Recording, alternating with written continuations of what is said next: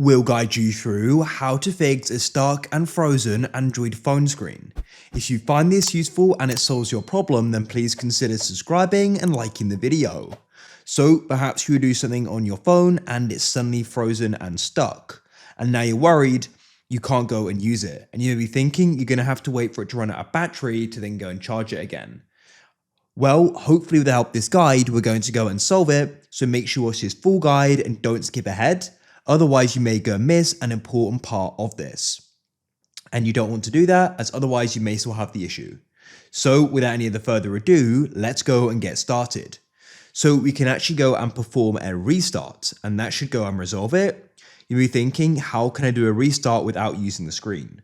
Well, don't worry, we've got a combination you can go and press of the keys in order to go and do this. So it's important that you go and pay close attention to what we do and what I explain next.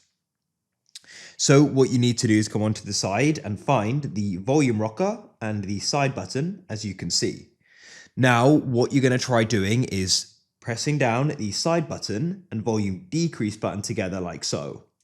Start holding them together like this. Keep them held down.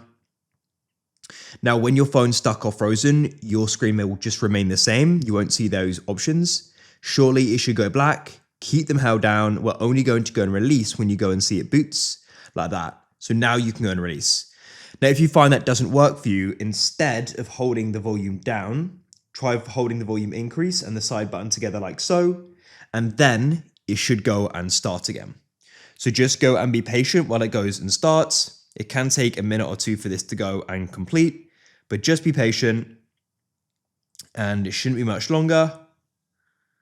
And shortly it's going to come back on and you're going to be able to go and use it again. When it comes back on, hopefully the problem will be solved and you're going to be able to go and use it as usual. If you found this useful, then consider subscribing and liking the video. I look forward to help you again in the future with another how-to. Have a great day and I'll catch you again soon.